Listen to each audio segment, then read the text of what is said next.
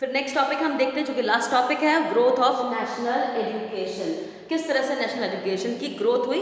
The स्वदेशी movement, जब स्वदेशी मूवमेंट चला इंडिया के अंदर तो उस वक्त इंडियंस टू बॉयकॉट स्कूल्स, तो उस वक्त इंडियंस जो थे इन्होंने जो भी यहाँ के ब्रिटिशर्स के जो स्कूल थे जहाँ पे इंग्लिश एजुकेशन दी जाती थी या मॉडर्न एजुकेशन के नाम पर जो हमें वो भ्रमित कर रहे थे, उनको बॉयकॉट करना है। कॉलेजेस को जो भी चीज़ें जो ब्रिटिश एडमिनिस्ट्रेशन में आती हैं उन सबको बॉयकॉट करना था। In November 1905, a conference was held in Bengal to create an education system managed by Indians. फिर नवंबर 1905 में एक कॉन्फ्रेंस हुई थी जहाँ पर जो इंडियन एजुकेशन सिस्टम का उसको मैनेज किया जाना था, यानी इंडियंस के द्वारा उसको मैनेज किया जाएगा। Thus the National Council of Education was set up, और इसी को ध्यान में रखते हुए नेशनल काउंसिल ऑफ एजुकेशन बनाई गई थी जिसके लिए रिच इंडियंस के द्वारा फंड दिए गए थे। Soon many national schools and colleges were set up, उसके बाद बहुत सारे स्कूल और कॉलेज बनाए गए।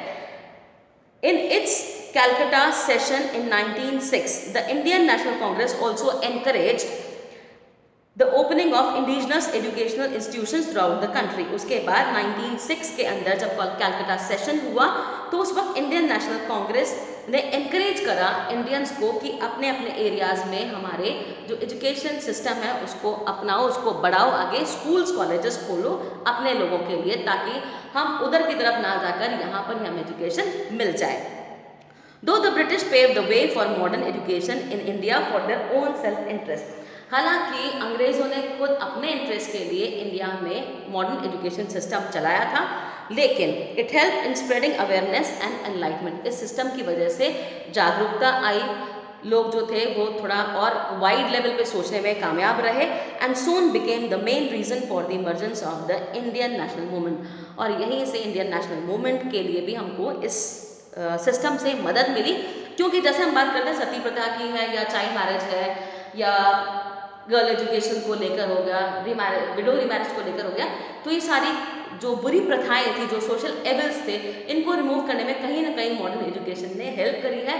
लेकिन इसके ड्रॉबैक्स भी हैं कि हम अपनी सभ्यता, अपनी संस्कृति को थोड़ा सा हम भूल गए, तो हमें उस पर भी ध्यान देना चाहिए। अब केस स्टडी दे रखी है आपको बड़ौदा की और अलीगढ़ की। मैं अलीगढ़ का बता देती हूँ आपको। Aligarh is an important town in UP, important town है यूपी का।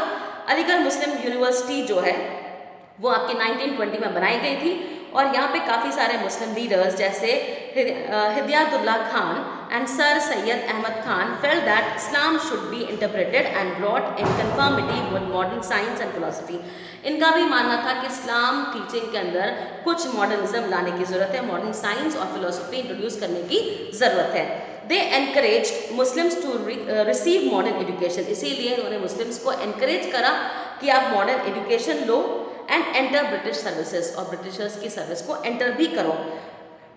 Sir Syed realize the importance of the study of English language, उनको लगा इंग्लिश लैंग्वेज काफ़ी इंपॉर्टेंट है, and literature in enabling the Muslims to progress. और अगर आपको ये चीज़ आती है इंग्लिश लैंग्वेज वगैरह लिटरेचर, तो आप मुस्लिम्स में थोड़ा सा इम्प्रूवमेंट के चांसेस बढ़ जाएंगे, प्रोग्रेस की तरफ जाएंगे वो सोशली एंड पोलिटिकली।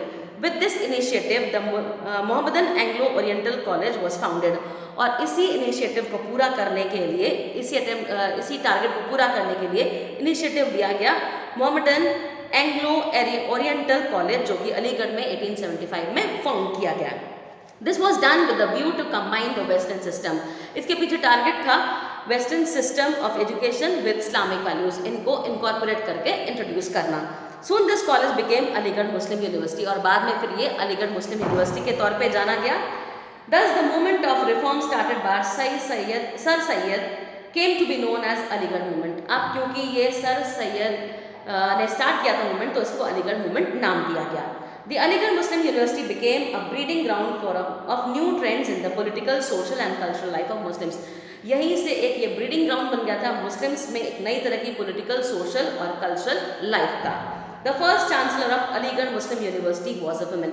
इसकी पहली चांसलर जो थी वो वुमेन थी, सुल्तान जहां बेगम।